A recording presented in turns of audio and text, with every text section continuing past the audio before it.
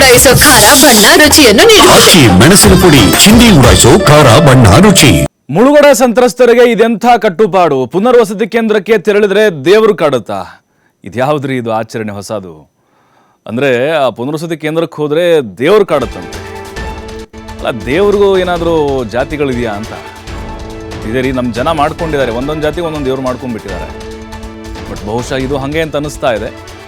ಅಲ್ಲಿಗೆ ಹೋದ್ರೆ ನಮಗೇನೋ ಆಗುತ್ತೆ ಅಂತ. ಆ ದೇವರನ್ನ ದಾಟಿ ಹೋಗಂಗಿಲ್ಲಂತೆ ಪರಿಶಿಷ್ಟರು. ಅಧಿಕಾರಿ ಮುಂದೆ ಆತಂಕ ವ್ಯಕ್ತಪಡಿಸಿದ್ದಾರೆ ಮಹಿಳೆ. ಪ್ರಾದೇಶಿಕ ಆಯುಕ್ತರ ಮುಂದೆಯೇ ಅಳಲು ತೋಡ್ಕೊಂಡಿದ್ದಾರೆ. ಬಾಗಲಕೋಟೆ ಜಿಲ್ಲೆಯ ಮಿರ್ಜಿ ಗ್ರಾಮದಲ್ಲಿ ನಡೆದಿರುವಂತಹ ಘಟನೆ ಇದು. ಕಾಳಜಿ ಕೇಂದ್ರದಲ್ಲಿ ಈ ಸದ್ಯ ಕುಟುಂಬಗಳಿದ್ದಾವೆ. ಪ್ರವಾಹ ಬಂದಿದೆ, ಹಾಗಾಗಿನೇ ಪ್ರತಿ ವರ್ಷ ಪ್ರವಾಹಕ್ಕೆ ತುತ್ತಾಗ್ತಾ ಇರ್ತವೆ ಕುಟುಂಬಗಳು. ಈಗ ಬೆಳಗಾವಿ ಪ್ರಾದೇಶಿಕ ಆಯುಕ್ತೆ ಜಾನಕಿ KM ಅವರು, AC ಶ್ವೇತಾ ಬೇಡಿಕಲ್ ಅವರು ಹಾಗೆ ದಲಿತ ಮಹಿಳೆ ನಡುವೆ ನಡೆದ ಸಂಭಾಷಣೆ ಇದು. ನಿಮ್ಮನ್ನ ಕಾಳಜಿ ಕೇಂದ್ರಕ್ಕೆ ಬಿಡೋದಕ್ಕೆ ವ್ಯವಸ್ಥೆ ಮಾಡ್ತೀವಿ ಅಂತ ಹೇಳ್ತಾರೆ. ಮಲ್ಲಾಪುರ ಪುನರ್ವಸತಿ ಕೇಂದ್ರಕ್ಕೆ ಹೋಗ್ತೀರಾ ಅಂತ ಅಧಿಕಾರಿಗಳು ಹೇಳ್ತಾರೆ. ನಮ್ಗೆ ಅಲ್ಲಿ ಹೋದಾಗ ಏನಾದರೂ ಆದ್ರೆ ಹೆಂಗ್ರಿ ಅಂತ ಹೇಳ್ತಾರೆ.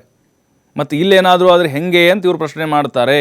ಇಲ್ಲಿ ನೀರಲ್ಲಿ ಮುಳುಗಿ ಹೇಳ್ತೇವಲ್ರಿ, ಅದಕ್ಕೆ ನಿಮ್ಮನ್ನು ಶಿಫ್ಟ್ ಮಾಡ್ತೀವಿ ಅಂತ ಹೇಳ್ತಾರೆ AC ಅವರು. ಬ್ಯಾಡ್ರಿ, ಮಲ್ಲಾಪುರದಾಗ ನಮಗೇನಾದ್ರೆ ಹೆಂಗ್ರಿಪ್ಪ, ಅಲ್ಲಿ ದೇವ್ರ ಬೇರಿಕೆ ಐತಿ ನೋಡಿ, ದೇವ್ರ ಬೇರಿಕೆ ಐತಿ.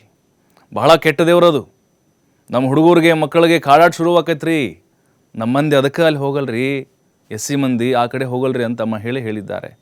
ಈ ವೇಳೆ ಆ ದೇವಸ್ಥಾನ ದಾಟಿ SC ಜನಾಂಗದವರು ಮುಂದೆ ಹೋಗಲ್ಲ ಮೇಡಮ್ ಅಂತ ಗ್ರಾಮಸ್ಥ ಒಬ್ಬ ಮತ್ತವ್ರಿಗೆ ಧ್ವನಿಗೂಡಿಸ್ತಾನೆ ಆ ಮಹಿಳೆಗೆ. ನೀವು ಅಧಿಕಾರಿ ನಗ್ತಾರೆ.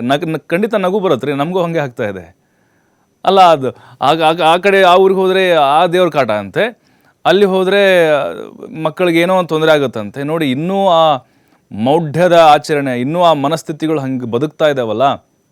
ನಿಜಕ್ಕೂ ನಾವೆನ್ನೇ ಮುಂದುವರೆದಿರ್ಬೋದು, ನಾವು ಚಂದ್ರ ಮೇಲೆ ಹೋಗಿರ್ಬೋದು, ಭಾರತೀಯರು ನಮ್ಮದು ಮುಂದುವರೆದ ದೇಶ ಆಗಿರ್ಬೋದು, ಇಂಥವೆಲ್ಲ ನೋಡಿದಾಗ ನಾವಿನ್ನೂ 50-60 ವರ್ಷ ಹಿಂದೆನೇ ಇದ್ದೀವಿ ಅಂತ ಅನ್ನಿಸ್ತಾ ಇದೆ ಬೇರೆ ಬೇರೆ ದೇಶಗಳ ಆಧುನಿಕತೆಗೆ ಹೋಲಿಸಿದಾಗ. ನೋಡಿ, ಜನರು ಇನ್ನೂ ಯಾವ ರೀತಿ ಬದುಕ್ತಾ ಇದ್ದಾರೆ ಅಂಥೇಳಿ. ದೇವ್ರವ್ರವ್ರ ನಂಬಿಕೆ ಅಲ್ರಿ, ಬಟ್ ದೇವ್ರು ಕಾಟ ಕೊಡ್ತಾನೆ. ಹೌದಾ, ದೇವರು ಹಾಗಾದರೆ ಕನಸಲ್ಲಿ ಬಂದು ಕಾಟ ಕೊಡುವಂಥ ಕೆಲಸ ಮಾಡ್ತಾರೆ ಹಾಗಾದರೆ? ದೇವರು ಹಾಗಾದರೆ ಕೆಟ್ಟದನ್ನು ಮಾಡ್ತಾನೆ ಅಂತ ಅರ್ಥ ಅಲ್ವ ಇವ್ರ ಪ್ರಕಾರ? SC ಮಂದಿ ಅಲ್ಲಿ ಹೋಗಬಾರ್ದು ಅಂತೆ. ಅಲ್ಲಿರುವಂಥವ್ರು, ಆ ಸಮುದಾಯದವರಾದರೂ ಇವ್ರಿಗೆ ಬುದ್ಧಿ ಹೇಳ್ಬೋದಾಗಿತ್ತು. ಆ ಸಮುದಾಯದಲ್ಲಿ ಯಾರು ಓದಿದಂಥವ್ರು ಕಾಣಿಸ್ತಾ ಇಲ್ವಾ? ಯಾರು ಶಿಕ್ಷಣದ ವಂಚಿತರಾಗಿದ್ದಾರೆ ಇವರೆಲ್ಲ. ಇವ್ರಿಗೆ ಹಾಗಾದರೆ ಬುದ್ಧಿ ಬರೋದು ಯಾವಾಗ? ನೋಡಿ, ಅಧಿಕಾರಿಗಳು ಹೆಂಗೆ ನಗ್ತಾ ಇದ್ದಾರೆ. ಅವರು ಯಾವ ಸಮುದಾಯಕ್ಕೆ ಸೇರಿದಾರೋ ನಮ್ಗೆ ಗೊತ್ತಿಲ್ಲ, ಆದರೆ ಎಜುಕೇಟೆಡ್ ಅವರು, ಅವ್ರಿಗೆ ಗೊತ್ತಿದೆ. ನೋಡಿ, ಸರ್ಕಾರದಿಂದ ಸೌಲಭ್ಯವನ್ನು ಕೊಡಿಸ್ತೀವಿ ಅಂತ ಹೇಳಿದರು, ಈ ಜನರಿಗೆ ಆ ದೇವರ ಕಾಟ ಶುರುವಾಗುತ್ತಂತೆ. ಅಲ್ಲಿಗೆ ಹೋಗಂಗಿಲ್ಲರಿ ನಾವು ಮಲ್ಲಾಪುರಕ್ಕೆ. ಅಲ್ಲಿ ಹೋದರೆ ನಮ್ಮ ಮಕ್ಕಳಿಗೆ ಬೇನೆ ಬರುತ್ತೆ ಅಥವಾ ಕೆಟ್ಟದಾಗುತ್ತೆ, ಈ ರೀತಿ ಕಥೆಗಳನ್ನು ಹೇಳ್ಕೊಂಡು ಕೂತಿದ್ದಾರೆ. ಕೂತ್ಕೊಳ್ಳಿ, ಅಲ್ಲೇ ಮುಳ್ಕೊಂಡು ಅಲ್ಲೇ ನೀರಲ್ಲೇ ಇರಿ.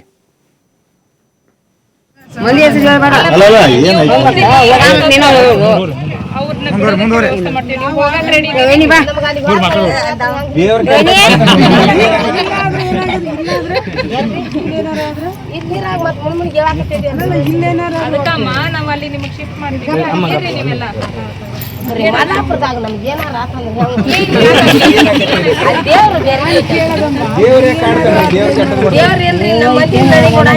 ಯಾರು ನಡಿಗೊಡಂಗಿಲ್ಲ. ಈಗ ನಡೆಸುತ್ತೇವೆ, ನೀವೆಲ್ಲ ಹೋಗಿರ್ರಿ, ಕೊಟ್ಟು ಹೋಗ್ತೀರಿ, ನಮ್ಗೆ ಅದೇನಾರ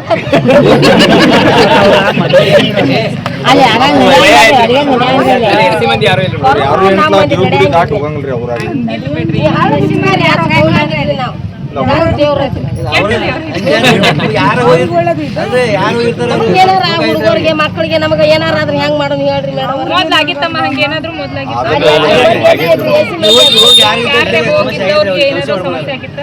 ಯಾರು ಹೋಗಿ ಮಾಡಿಲ್ಲ.